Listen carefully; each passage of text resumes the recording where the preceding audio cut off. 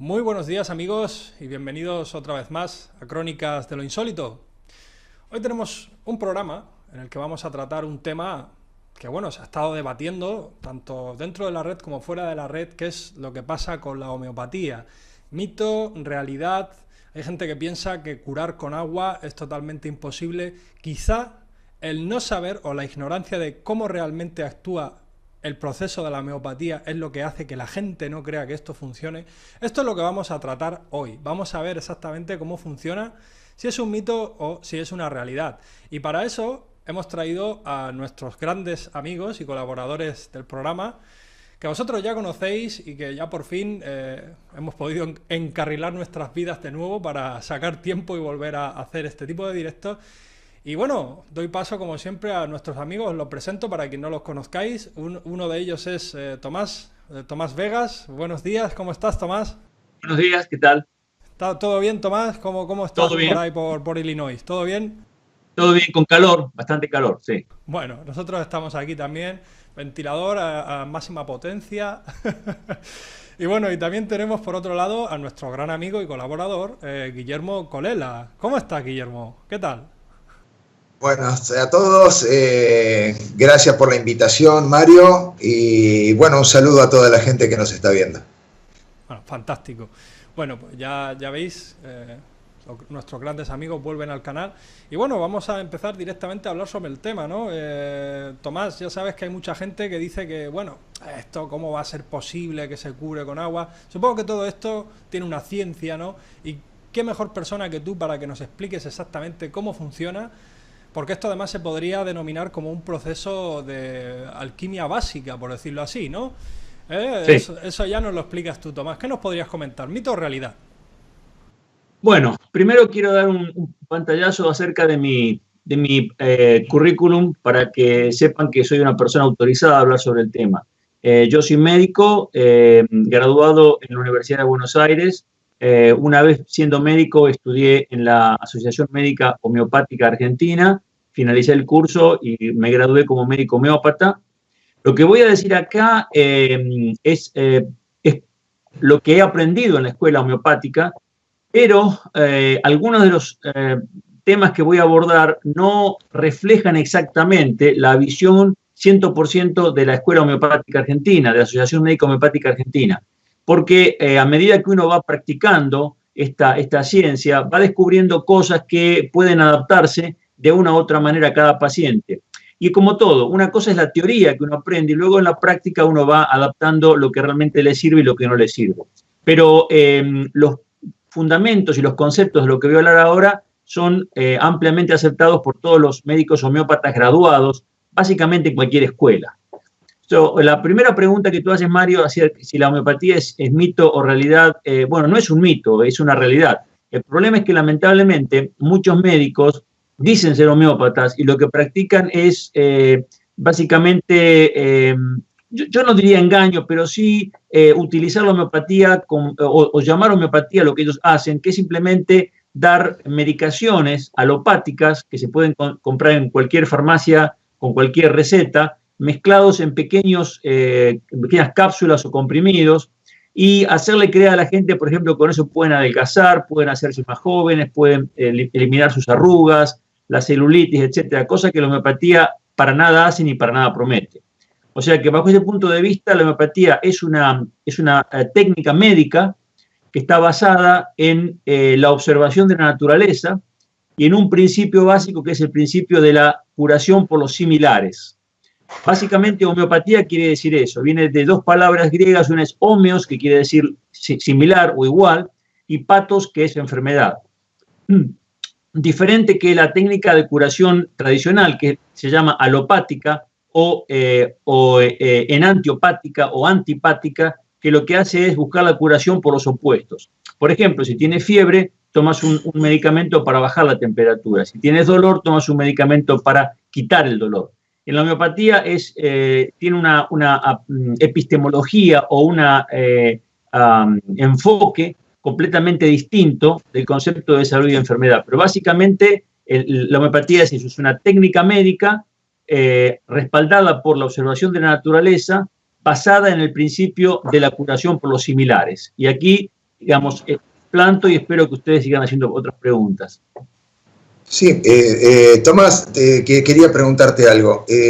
Ahí vos estás hablando de medicina alopática y homeopática, es decir, son dos términos griegos. Quiero creer que viene desde Grecia esta diferencia, entonces. Claro, lo que pasa es que Hahnemann, que fue el inventor de la homeopatía, en el año 1810 es cuando él edita su primer apunte sobre homeopatía, o también libro llamado Organon. Él hizo 6 ediciones del Organon, la sexta apareció después que él murió.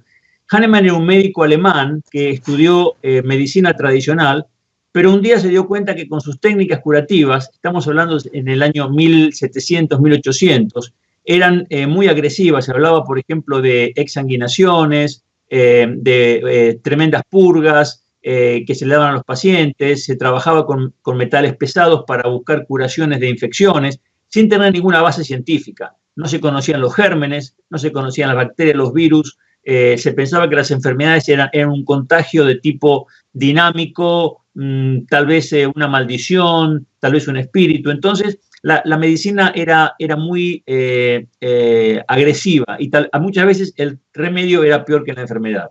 Hahnemann llega a esta conclusión y él cierra su consultorio y se dedica a traducir libros. Hahnemann era un erudito en la traducción, él hablaba 5 idiomas y empezó a traducir distintos tipos de manuscritos y libros que llegaron a sus manos. Hasta que un día llega a sus manos un libro que se llamaba La materia médica de Cullen, que era un libro de medicina que hablaba sobre distintos fármacos de la época obtenidos, por ejemplo, de vegetales, que podían curar enfermedades. En aquella época, recordemos, era el periodo de la colonización de América y se estaba trabajando con un nuevo material que era el árbol de la quina, que se sacaba la quinina. Este médico, Cullen, descubre que la corteza de la quina, del árbol de la quina, era bueno para curar una enfermedad que se llamaba el mal de las calenturas, que es lo que ahora conocemos como paludismo. Pero él dice, hay que tener cuidado porque los indígenas que trabajan en la obtención de la corteza de este árbol, el hecho de manufacturarlo y trabajarlo con las manos, sufre un proceso de intoxicación, cuyos síntomas son exactamente iguales o muy parecidos a los que la enfermedad que curan.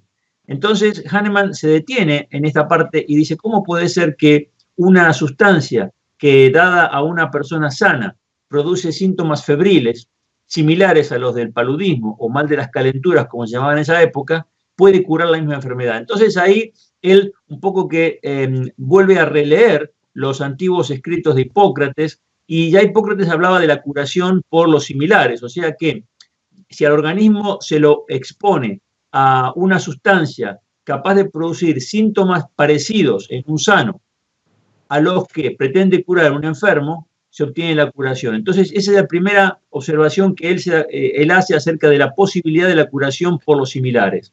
Ese es el comienzo de la homeopatía. Y después, a partir de ahí, él empieza a hacer investigaciones durante 10 años, hasta que finalmente, hacia el año 1810, saca su primer informe sobre homeopatía y luego de ahí empieza a trabajar y crear la técnica homeopática, que es la que hoy conocemos. Entonces, bueno, ya hemos visto que los orígenes de la homeopatía son más antiguos de lo que nos podríamos haber pensado. Y ahora yo la pregunta que tengo para ti, Tomás, es ¿cuál es la mecánica de la homeopatía? ¿Cómo funciona, digamos, para gente que no tiene ni idea, ¿no? Explícanos, como si fuésemos niños, cómo funciona la homeopatía.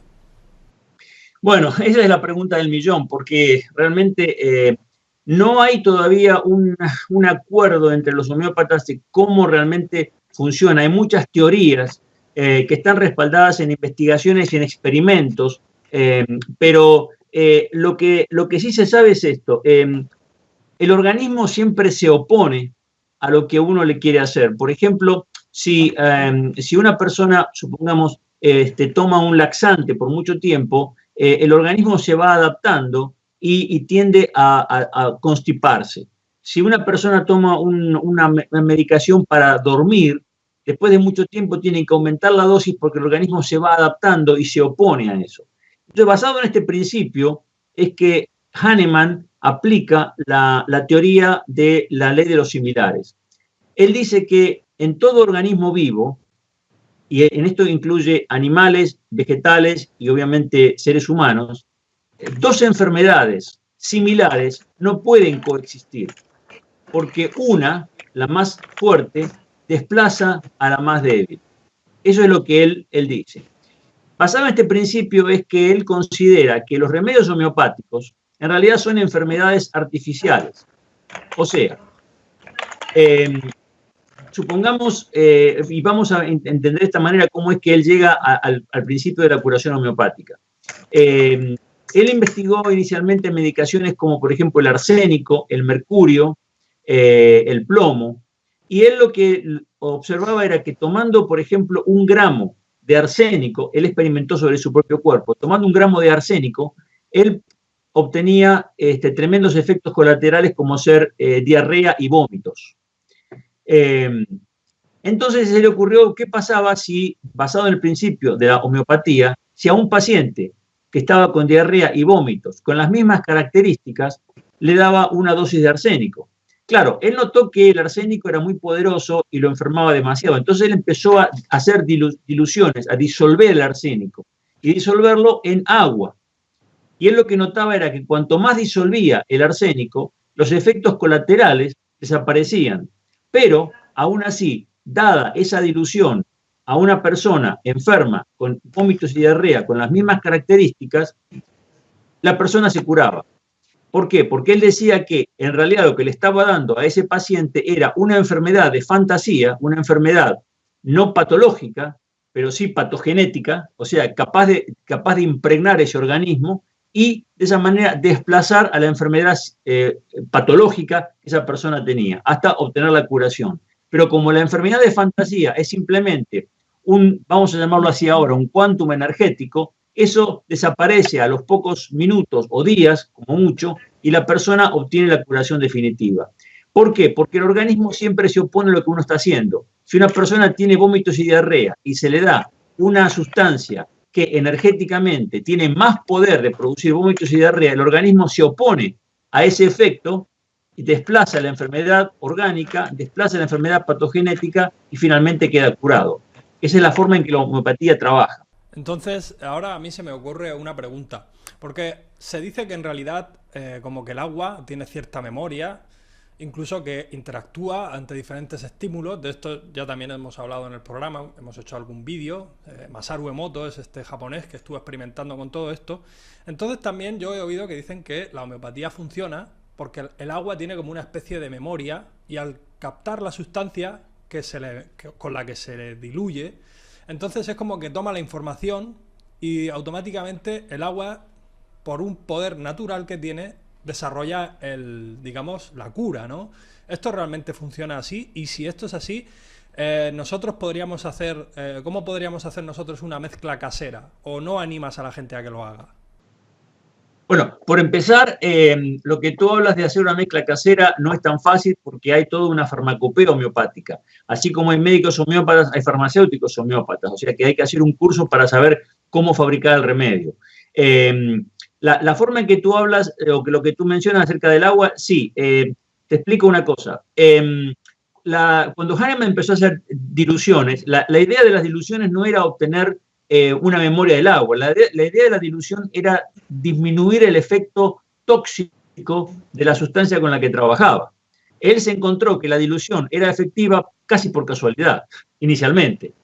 Ahora, lo que Hahnemann probó distintos solventes para hacer sus diluciones y llegó a la conclusión que solamente el azúcar de leche, que es la lactosa, el alcohol etílico y el agua eran buenos vehículos para hacer las diluciones de los remedios homeopáticos. Ahora bien, la ciencia está demostrado que si tomamos, por ejemplo, un vaso con agua destilada, agua químicamente pura, y otro vaso con agua destilada, químicamente pura, con una dilución homeopática, y los dos los congelamos, los cristales de congelación son diferentes. Si tú analizas químicamente los dos vasos o recipientes, los dos son químicamente agua, pero físicamente hay un cambio en la estructura física del agua cuando está expuesto con el remedio homeopático. Aquí tengo que hacer un paréntesis y explicar un poco para que la gente comprenda lo que es una dilución homeopática.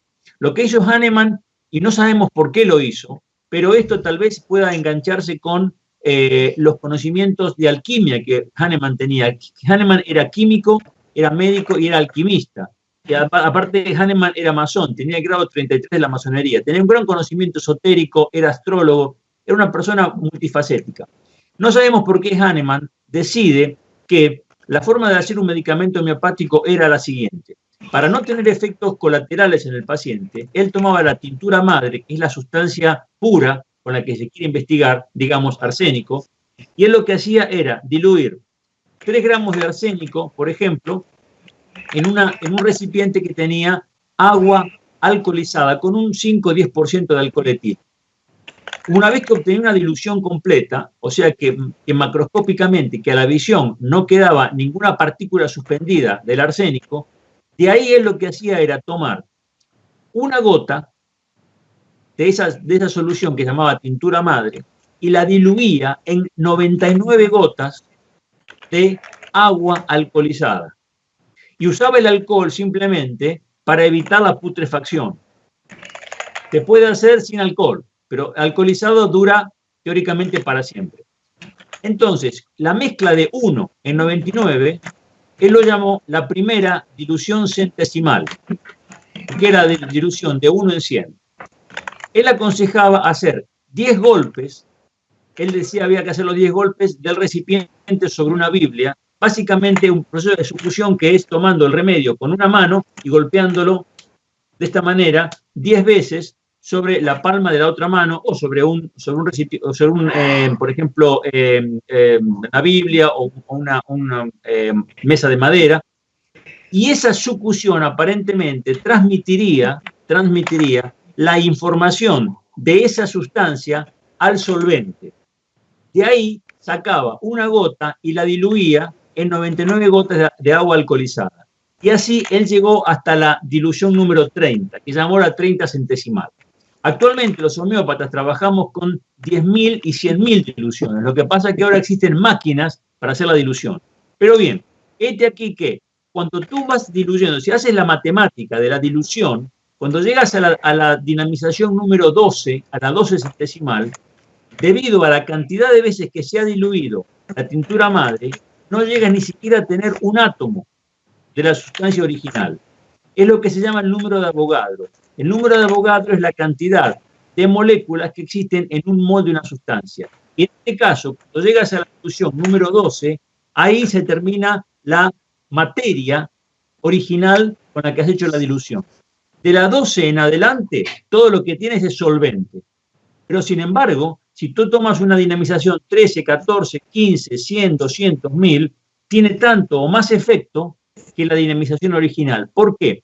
Porque se ha visto que esas dinamizaciones elevadas, digamos una 30, una 40, una 50, cuando tú la congelas, vas a ver que los cristales de congelación son diferentes a los del solvente puro, porque hay una alteración física. O sea que la memoria del agua, la alteración de los radicales oxidrilos que tiene el agua, hidrógeno y oxígeno, que también los contiene el alcohol y que también los contiene la lactosa, llevan consigo la información física de la materia prima con la que se hizo el remedio. Curioso. Entonces realmente vemos que todo esto tiene su ciencia, tiene su proceso y que misteriosamente una disolución que ha estado mezclada más veces puede tener tanto o más efecto que la primordial. Esto es curioso y claro, ahora mucha gente, después de haber escuchado todo esto, me imagino que querrán preguntar, pero ¿has conseguido curar a alguien solamente con homeopatía? Bueno, como todo médico te puedo decir que nadie puede prometer la curación de nadie, ni con homeopatía, ni con alopatía, ni con cirugía. O sea, el médico propone un tratamiento y el tratamiento puede ser exitoso o no porque depende de muchas cosas, depende del paciente, depende de la patología, la circunstancia e interacciones. Ahora, la pregunta es si la homeopatía puede curar. Sí, la homeopatía puede curar, obviamente. Y esto está demostrado desde el comienzo de la homeopatía.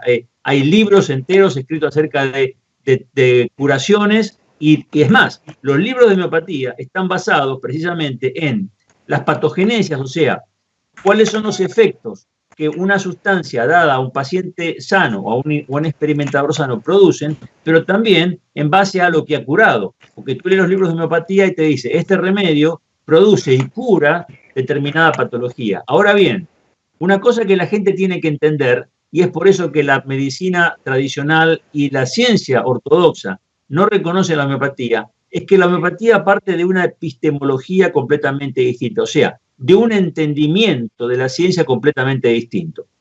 Un concepto que la gente tiene que tener es este.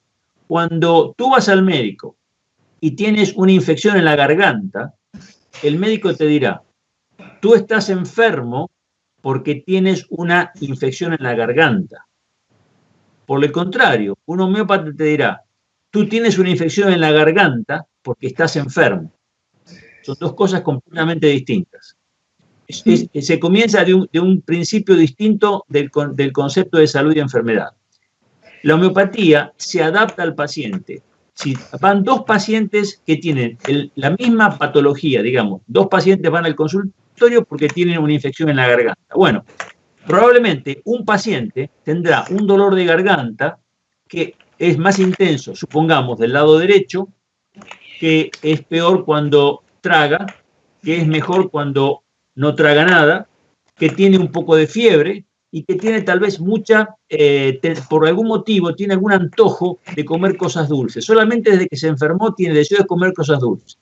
Por otro lado, vas a tener un paciente que tiene un dolor que es más del lado izquierdo, que lo siente más como una compresión, como algo que lo está estrangulando el cuello, que desea mucho abrir las ventanas porque se siente sofocado y que por algún motivo siente la necesidad de hablar, de conversar y de estar muy, muy locuaz. Bueno, a pesar de que cuando tú cultivas esa garganta tienes el mismo germen y un médico alópata te dirá, bueno, si tomas penicilina te curas, un médico homeópata te va a decir, no, no, no.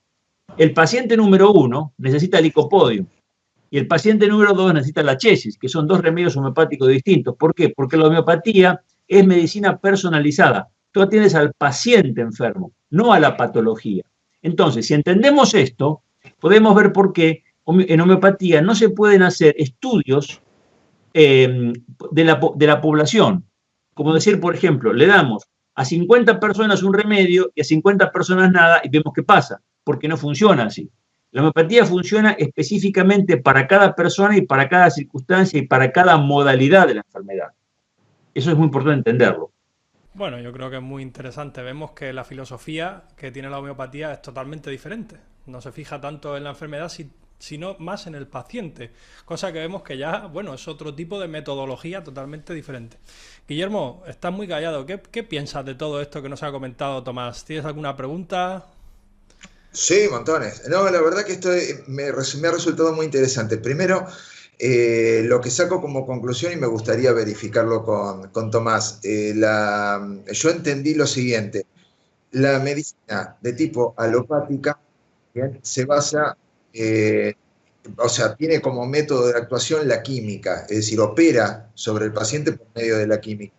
En cambio, la homeopatía está trabajando con información de tipo molecular, es decir, es una información que se está transmitiendo del producto químico, en el ejemplo que dio Tomás del arsénico, se está grabando, el arsénico se toma la información, esa información que se guarda en el agua es la que produce el efecto, con lo cual tenemos una diferencia filosófica tremenda entre los dos sistemas médicos. Si yo entendí bien, ¿es correcto lo que estoy diciendo, Tomás? Sí.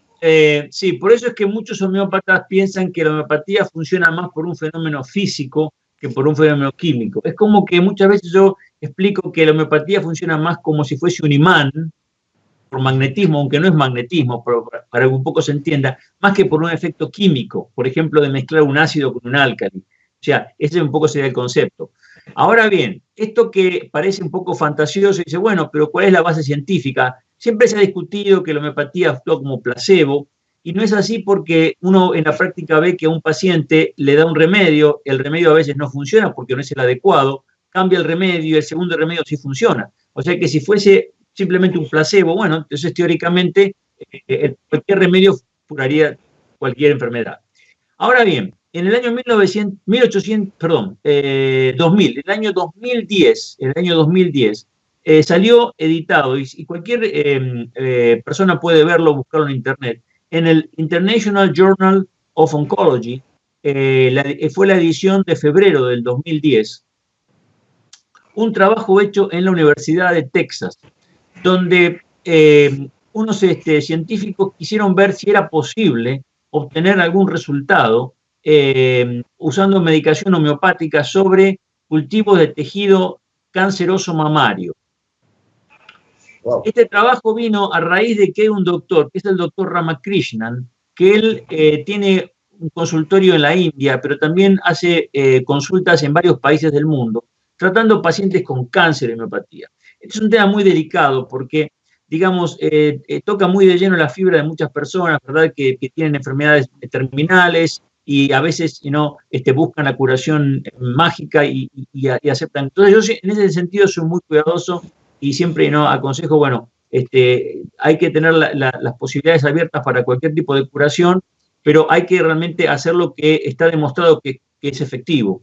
Y más en una enfermedad terminal como el cáncer, uno no puede andar jugando con los tiempos y la vida de las personas. Entonces si hay un tratamiento alopático o quimioterápico que funciona, hay que usar eso, porque hay que salvar la vida del paciente ante todo. Pero el doctor Ramakrishnan escribió varios libros, y hay un libro que se llama la aproximación del tratamiento homeopático al cáncer. Yo ese libro lo he leído, es muy interesante, y él tiene una casuística muy, muy fuerte de tumores curados con homeopatía. Entonces, basado en este principio, fue que estos investigadores en Texas decidieron hacer un estudio. Y ellos básicamente lo que hicieron fue esto. Tomaron tejido mamario, canceroso mamario, y lo expusieron a sustancias quimioterápicas que se utilizan para el tratamiento del cáncer de mama. Y obviamente obtuvieron la destrucción de las células mamarias. Pero no solamente las cancerosas, sino también destruyeron las células benignas o normales. Ahora, por otro lado, utilizaron medicamentos como ser tuya, carcinosinum, fitolaca, entre otros, y a diluciones elevadas para lo que es el número de Avogadro. O sea que trabajaron, por ejemplo, con la 30, que está más allá de la 12, centesimal. Entonces, teóricamente, lo que estaban usando era una dilución de agua, teóricamente. Y notaron que en el cultivo trabajado con medicación homeopática, las células cancerosas morían, pero no las células benignas.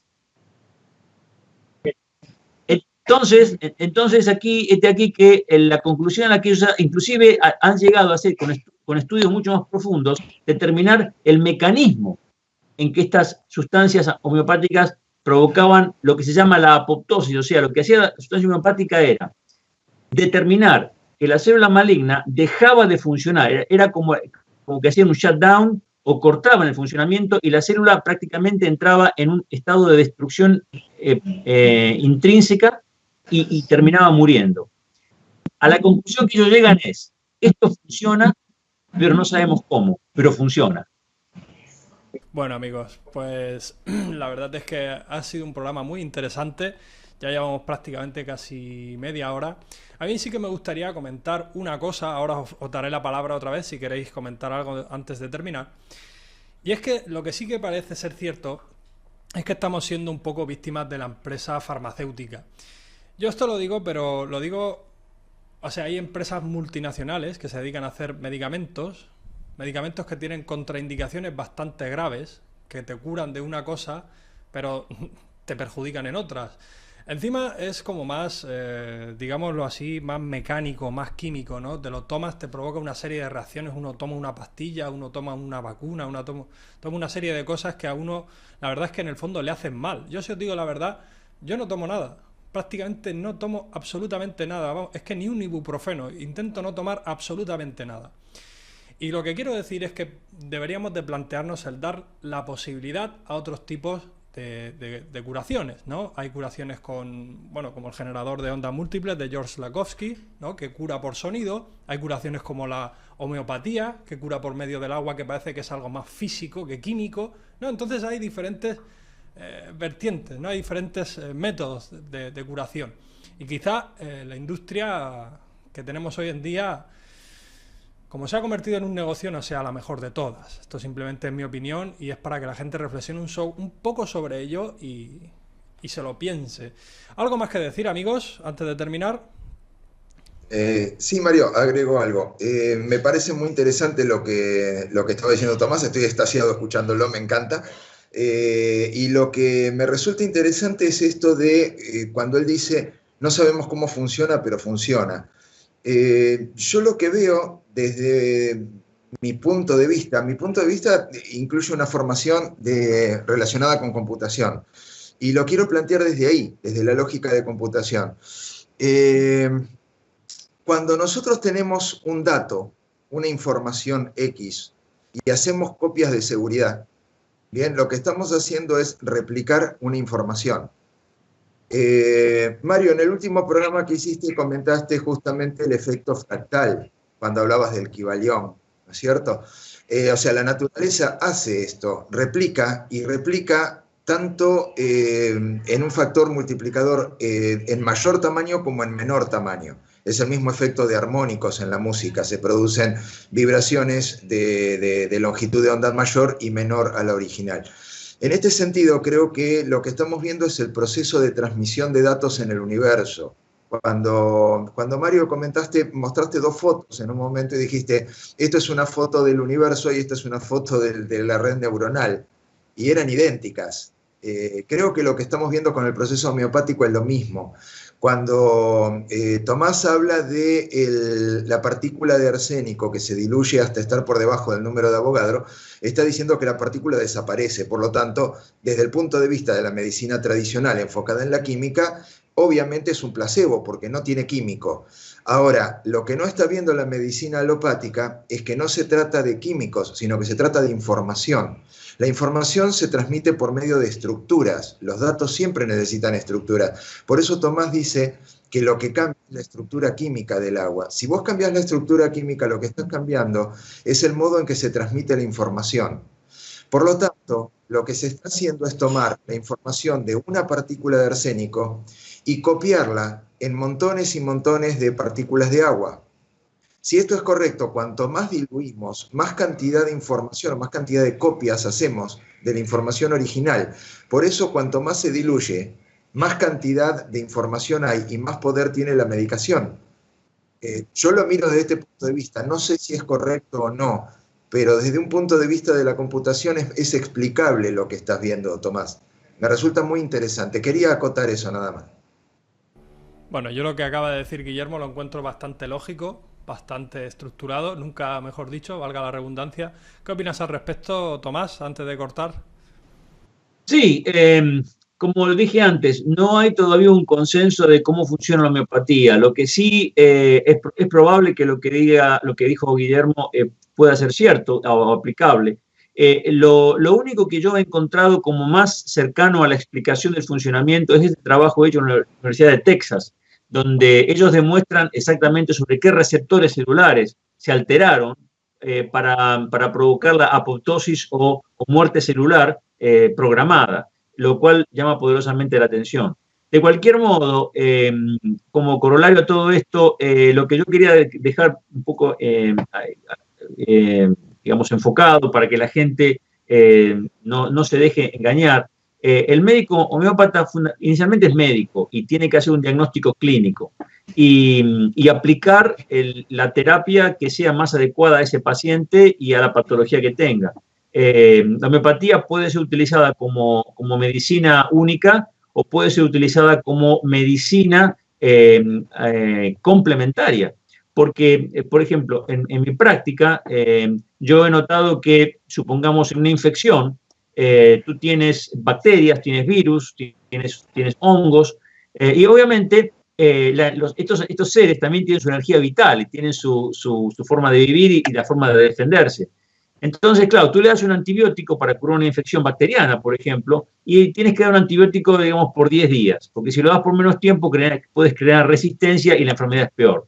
Yo he notado que si tú das el remedio homeopático adecuado a esa infección y das un antibiótico, muchas veces obtienes curaciones mucho más rápido, en términos de un par de días o un día o menos.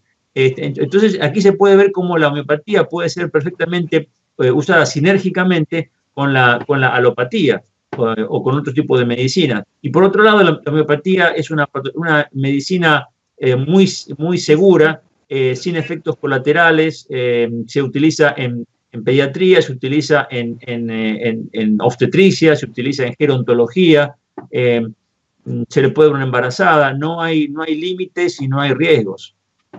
Bueno, buena observación por parte tuya, Tomás, también para que la gente se ande un poco con cuidado, ¿no? Que tampoco los engañen, porque hay homeópatas buenos, homeópatas malos, como todos sitios, ¿no? Y bueno, amigos, yo espero que os haya gustado este programa. Os invito a que nos propongáis temas en la caja de comentarios del vídeo para que nosotros lo podamos analizar. Ya sabéis que aquí somos 3 personas que cada uno tiene sus modestos conocimientos sobre diferentes temas, ¿no? Aquí cada uno parece ser que despunta un poco en algunos campos, ¿no? Y entre nosotros vamos a intentar buscar alguna lógica, como hemos hecho hoy, a esto de la homeopatía, que aunque sigue sin ser algo realmente conocido, por decirlo así, misteriosamente funciona. Y aquí es cuando entramos nosotros a intentar deducir y a ver qué es lo que pasa, ¿no? Cualquier tema que tengáis que os llame la atención, nos lo proponéis y nosotros lo iremos tratando. Así que sin más, bueno, amigos, daros las gracias. Tomás, gracias por haber venido, por haber dado la cara, porque tú eres homeópata y bueno, no tienes problema en contar tus experiencias y tus conocimientos con los demás. La verdad que muchas gracias, Tomás. Gracias. Bueno, y Guillermo, muchas gracias también por haber estado aquí, como siempre, al pie del cañón, con tus teorías, con tus razonamientos, que son, la verdad, muy interesantes, son muy didácticos y hacen reflexionar a la gente tanto como a mí. Eso estoy seguro. Muchas gracias, Guillermo. Gracias a ustedes, es un gusto siempre compartir. Hoy aprendí muchísimo, así que muchas gracias, en especial a Tomás.